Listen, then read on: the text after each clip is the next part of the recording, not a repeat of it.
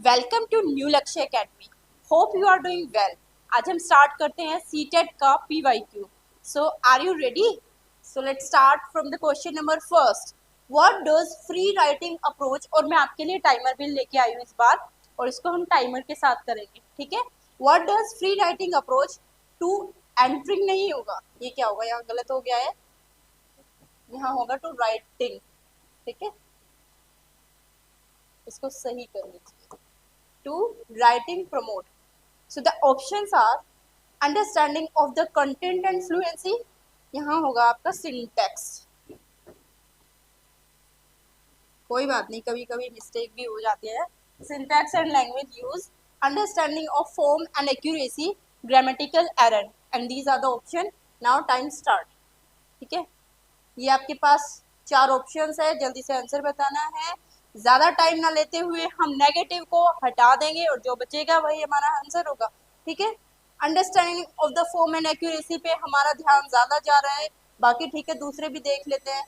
Context ठीक है, but starting में हम फ्लुएंसी नहीं लेते हैं, ठीक है? फ्लुएंसी पे इतना ध्यान नहीं देते हैं। ग्रामेटिकल एक्यूरेसी नहीं, क्योंकि अभी तो हम सीख रहे हैं।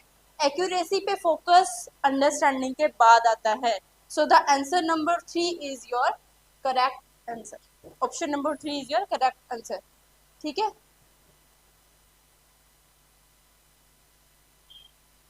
Next question. Pedagogical grammar means that begin from, रुक जाओ भाई, स्टॉप। सेकंड क्वेश्चन के लिए हम दोबारा से लगाएंगे इसको। Pedagogical grammars means being from, to and from आएगा। इसमें थोड़ा एरर है, मैं सही कर देती हूँ इसको।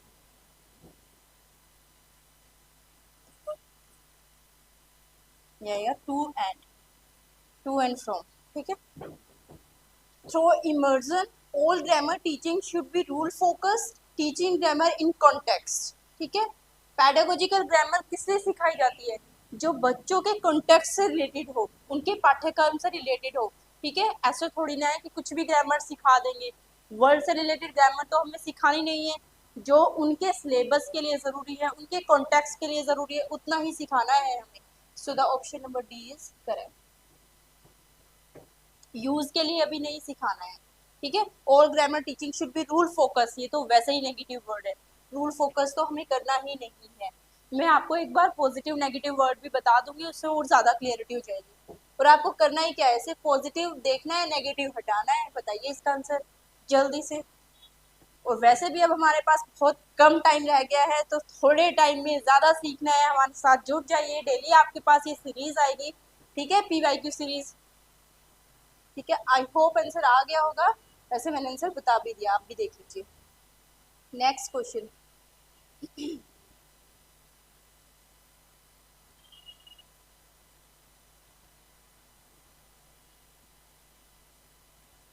Question number 3, which one of the following, चलो मैं आपके पास टाइम, जब मैं क्वेश्चन को पढ़ रही हूँ तभी आपके पास टाइमर भी लगा देती हूँ, ठीक है? अब कीजिए question. Which of the following is not advocated as an element for assessment in poem. देखो ये भी ध्यान रखना है आपको, किसकी बात हुई है इसमें?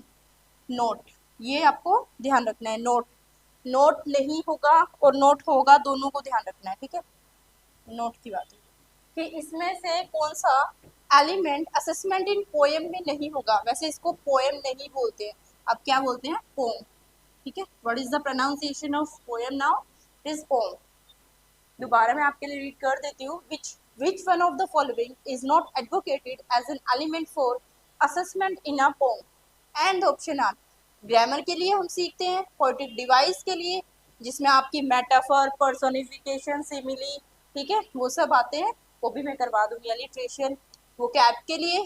थीम ऑफ द पोएम, क्या आपको लगता है इसकी कोई रिक्वायरमेंट होती है हमें पोएम में? नहीं होती ना, तो ये आपका आंसर करेक्ट है, क्योंकि हमें तो नोट बताना था, ठीक है? नेक्स्ट। अच्छा, मैं तो समझा रही हूँ इसलिए टाइम लग रहा है, आपका इतना टाइम नहीं लगना चाहिए। 1 मिनट, 1 मिनट का नहीं था ये question. Question number 4. Now the question number 4 is, a teacher asked her learners to watch a movie 2 days ago and now she asked them to have a discussion on what would they do if they were the hero heroine of the movie. ठीक है, एक teacher है वो उनसे पूछती है, 2 दिन पहले उन्होंने दिखाई मूवी, उसके बाद उनसे पूछती है अगर आप हीरो हीरोइन होते तो आप क्या करते. ठीक है, and the options are what is the assessment task. इस असेसमेंट टास्क का मतलब क्या है?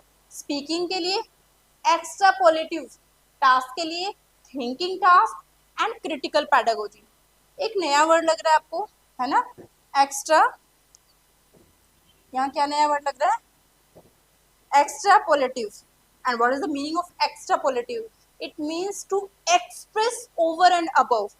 किसी को इमेजिनेटिव करके और बहुत ज़्यादा एक्सप्रेस करना, जैसे हम डायरी एंट्री में करते हैं. ठीक है, उसके लिए यूज होता है वर्ड. सो स्पीकिंग टास्क के लिए नहीं है, थिंकिंग के लिए नहीं है, क्रिटिकल पैडागोजी को ये पूरा से करता है. So option number D is the correct answer. Right. Next question. Low timer set कर देते हैं. Next question is what does fluency meaning. Fluency का यहाँ क्या मतलब है? एबिलिटी टू, अच्छा स्टार्ट कर देती हूँ, टाइमर करो. Ability to interrupt the text, ability to read without any grammatical error, ability to read a text at ease with expressions. ठीक है, ability to read a text without any mistake at all. क्या हम expression की बात करेंगे, grammatical errors की बात करेंगे? ठीक है, सो these all are wrong and option number 4 is the correct answer.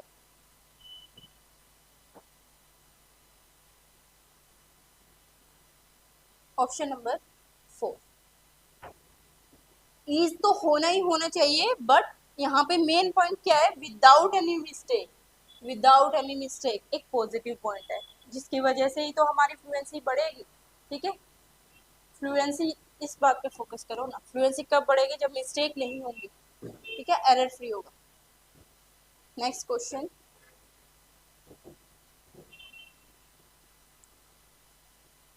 Jatin Raghav is reading fast, looking for the specific information. दोबारा से स्टार्ट करते हैं. Jatin Raghav is reading fast and looking for specific information in a machinery manual. And what is this reading sub-skill known as? Bottom up, critical, scheming, scanning. चलो आपको चारों के बारे में बता देते हैं. क्रिटिकल थिंकिंग, जैसे अभी हमने क्वेश्चन में भी देखा, किसी और को इमेजिन करके उसके बारे में सोचना, आप किसी और की जगह पे खुद को रख के देखना. ठीक है, उस टाइप से थिंकिंग करना. बॉटम अप, स्टार्टिंग से लेके लास्ट तक सारा बताना. स्कीमिंग में बिल्कुल डीप वाली एनालाइज करते हैं. फॉर एग्जांपल आप न्यूज़पेपर रीडिंग ले लीजिए. न्यूज़पेपर रीडिंग में हम जब ऊपर वाले मेन हेडलाइंस पढ़ते हैं, वो हमारी होती है स्कैनिंग. और स्कीमिंग बिल्कुल अंदर से डीप वाली रीडिंग होती है, इंटेंस रीडिंग होती है, उसको बोलते हैं स्कीमिंग. तो यहाँ क्या हो रही है? बेसिकली स्कैनिंग हो रही है. ठीक है, क्योंकि कैसी रीडिंग हो रही है? यहाँ हो रही है फास्ट रीडिंग, इसकी वजह से स्कैनिंग ऊपर ऊपर से जल्दी से पढ़ लिया. ठीक है,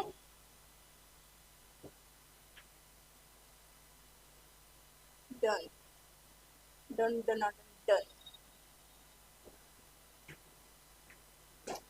हो गया. कैसे बड़बड़ाना पड़ता है. ओके जी, so the next question is intensive reading refers to reading a text for, चलो स्टार्ट करते हैं टाइमर के साथ. Reading a text for detail information, reading a text for pleasure. ठीक है, यहाँ बात हो रही है इंटेंस रीडिंग की, तो प्लेजर के लिए तो होगा नहीं. और बताओ, reading a text for pleasure, reading a text for editing, reading a text for someone else, तो किसी रीजन के लिए तो पढ़ रहे होंगे. So option number A is the correct answer, detail information. अगर 4 ऑप्शन में से भी जो आपको सबसे सही लगता है वो वाला ऑप्शन आपको चूज करना होता है. ठीक है,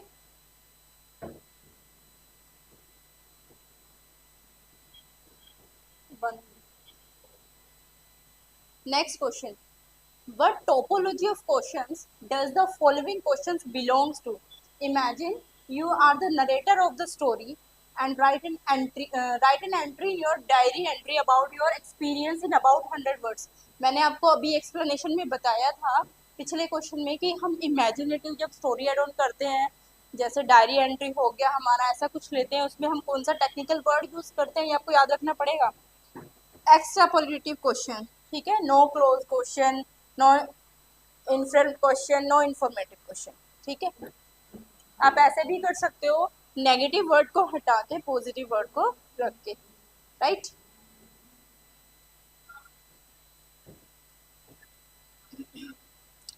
कर लीजिए इसको टाइमर के साथ, ठीक है।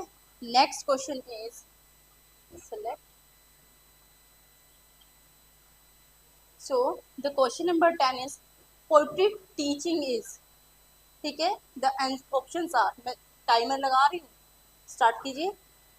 To learn words and phrases, ठीक है, to learn poetic device for enjoyment के लिए, and to write a critical commentary के लिए। तो हम पोएट्री क्यों पढ़ते हैं बताओ? आई होप सबने इसका आंसर कर लिया होगा। इंजॉयमेंट के लिए, फॉर इंजॉयमेंट एंड अप्रिसिएशन के लिए हम पोएट्री पढ़ते हैं, ठीक है जी। So the next question is,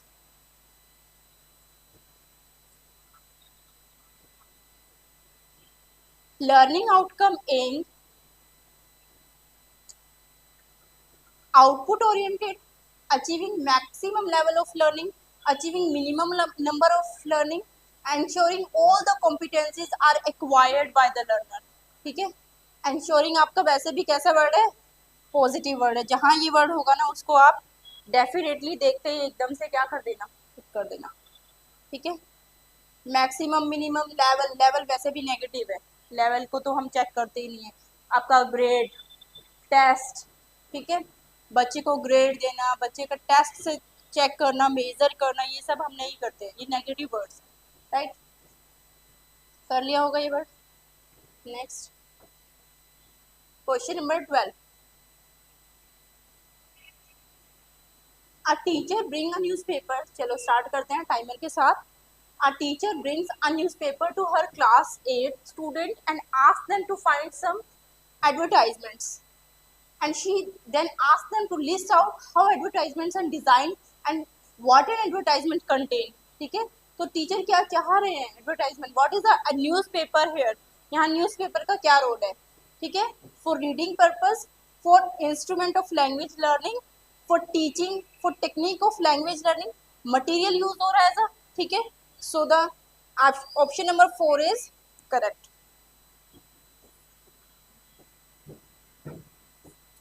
next question is,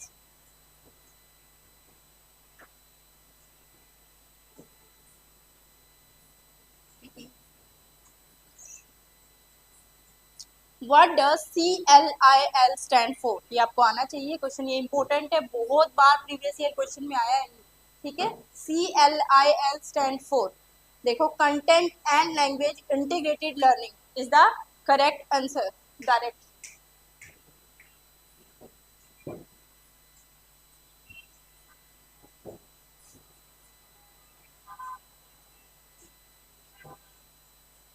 question number 14 is, इसमें टाइमर की जरूरत नहीं थी, इसे मैंने नहीं यूज किया है। Multilingualism as a resource in education aims at, multilingual में एजुकेशन का एम क्या होता है बताओगे? मैं स्टार्ट करूँ इसको टाइमर के साथ? Okay, start. Making use of languages for, making use of languages of learner for teaching learning के लिए, making learner learn as many as languages as possible, using classical languages for teaching learning के लिए, enable to learn English languages for job and mother tongue for culture. यहाँ हम बात job की नहीं करेंगे, चलो कर देते हैं, हो गया इतना, हो गया होगा जिसने करना था, ठीक है। तो हम यहाँ बात जॉब की नहीं कर रहे हैं, इसलिए इसको नहीं लेंगे। और बताओ, क्लासिकल लैंग्वेज की बात नहीं हो रही है, ठीक है। एज मैनी एज लैंग्वेज की बात नहीं हो रही है, making use of languages of learner for teaching की बात हो रही है यहाँ, टीचिंग से रिलेटेड, ठीक है। So the option number 1 is correct answer. I hope आपको मजा आ रहा है, क्वेश्चन कर पा रहे हैं, ऐसे ही हमारे साथ जुड़े रहिए और करते रहिए previous year question for CTET exam. I hope सबका सीटेट क्लियर हो जाए, ठीक है। Next question is